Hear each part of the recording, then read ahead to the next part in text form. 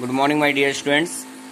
मैं आपका गणित अध्यापक शुभम तिवारी माय ज्ञानोदय संस्कार अकेडमी से। विद्यार्थियों, कल मैंने आप सभी को फर्स्ट अभ्यास में क्वेश्चन नंबर 7 तक के सवाल करने के लिए कहा था और मैंने आपको पिछली वीडियो कक्षा में कल मैंने आपको 4th क्वेश्चन, 6th क्वेश्चन और 7th क्वेश्चन बताया था। 5th question dear students same आपका 4th क्वेश्चन की जैसा था, परंतु कुछ बच्चों का मेरे पास कॉल आया था जिस कारण से वो नहीं कर पाए थे, तो मैं उन्हें 5th क्वेश्चन करके बता रहा हूँ। तो 5th क्वेश्चन यहाँ पे ले लेता हूँ मैं। इसमें हमें परिमेय संख्याएं जो दी गई है उन परिमेय संख्याओं के अंशों को धन पूर्णांक के रूप में परिवर्तित करना है। तो सबसे पहले क्वेश्चन नोट कर लेते हैं। निम्नांकित परिमेय संख्याओं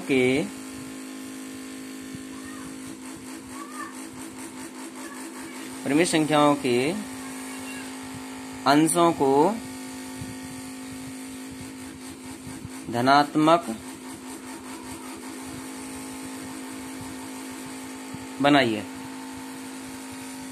तो यहाँ पर मैं एक क्वेश्चन हल करूंगा, बाकी सभी क्वेश्चन सेम होंगे। -7/13 है। इसमें अंश ऋणात्मक है और हर जो आपका है धनात्मक है। अब हमें इसको सवाल के अनुसार अंश को पॉजिटिव करना है और हर को नेगेटिव अगर हो जाता है तो कोई प्रॉब्लम नहीं है। तो पहले हम दी गई परिमेय संख्या को नोट करेंगे। 7/13 है। तो मैंने बताया था जब भी किसी संख्या को धनात्मक या ऋणात्मक रूप में परिवर्तित करना हो उनके अंश या हर को, तो -1 से मल्टीप्लाई अंश में कर देते हैं, -1 से मल्टीप्लाई हर में कर देते हैं। तो यहाँ पर इसका परिवर्तित रूप हो जाएगा 7 का गुणा 1 में होगा, 7 एकम 7, ऋण का गुणा ऋण में धन हो गया, धन का गुणा ऋण में तो ऋण हो गया, 13 एकम 13। तो यहाँ पर इसका ये अंश जो रहा वो कैसा हो गया, पॉजिटिव हो गया। तो अन्य जो क्वेश्चन हैं वह भी आपको इसी प्रकार से करना है। अब क्वेश्चन नंबर 8वां मैंने करने के लिए कहा था सरलतम रूप में परिवर्तित करना है। तो आशा करता हूँ आपने किया होगा, नहीं आया तो मैं आपको बता देता हूँ कि निम्नलिखित परिमेय संख्याओं के सरलतम रूप कैसे निकालते हैं। मैंने जब इसका बेसिक बताया था तो उस समय भी मैंने आपसे चर्चा की थी कि किसी संख्या का सरलतम रूप कैसे निकालते हैं। तो परिमेय संख्याओं के प्रगुणों में जो दूसरा प्रगुण है वो यहाँ पर लागू होगा। निम्नलिखित परिमेय संख्याओं के सरलतम रूप निकालो।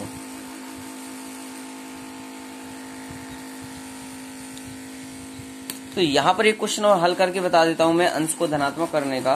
क्वेश्चन नंबर ले लेते हैं यहाँ पर हम -11/-19।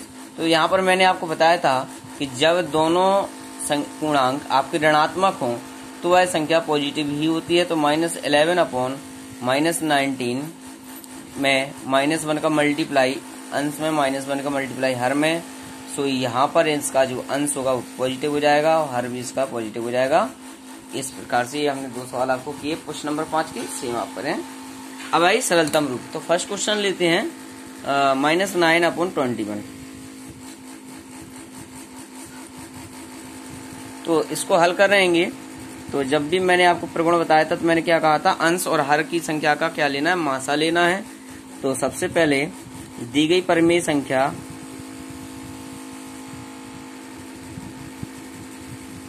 -9/21 में अंश व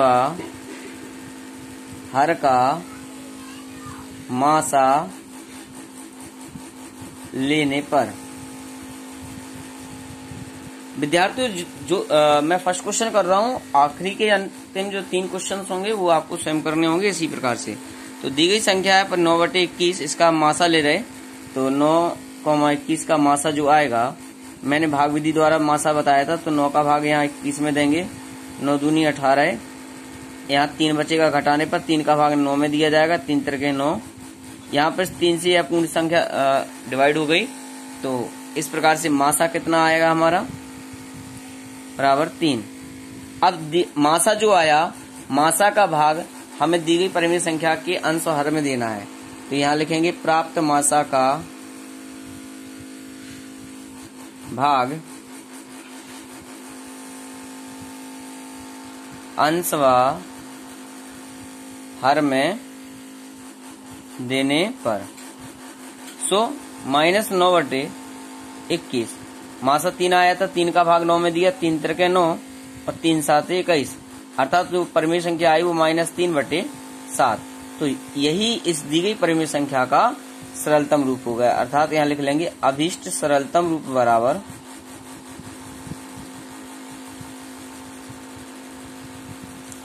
-3/7। इसके आगे और भी हमारा कोई रूप प्राप्त नहीं होगा। क्यों? क्योंकि दोनों अभाज्य संख्याएं आ गई, तो यहाँ पर ये हमारा अभीष्ट सरलतम रूप प्राप्त होगा। सो माय डियर स्टूडेंट्स, यहाँ पर मैंने आपको सरलतम रूप ज्ञात करने का एक क्वेश्चन हल करके बताया। दूसरा क्वेश्चन, तीसरा, चौथा, इसके जो क्वेश्चन है वो आप स्वयं करें। इसी प्रकार से क्वेश्चन नंबर 9 जो आपका है वह आपका समतुल्य परिमेय संख्याओं का है। तो समतुल्य परिमेय संख्याएं कैसे भरेंगे? जैसे जो अगर किसी संख्या में हर दिया गया है, अंश निकालना है, तो हर का भाग हर में दे दीजिएगा, जितनी बार जाएगा उसका अंश में मल्टीप्लाई कर दीजिएगा और कोष्टक में भर दीजिएगा। तो कल मैं यहाँ पर इस सवाल को करने के लिए आपसे पुनः उपस्थित हूँगा, और तब तक आप इस कार्य को करें। करने के पश्चात मुझ तक आप अपने कार्य को भेजें। आज 18 तारीख मंगलवार की कक्षा में आप सभी का जुड़ने के लिए धन्यवाद, और आशा करता हूँ कि जो वर्क आज आपको दिया गया है उसे आप करेंगे। Thank you very much.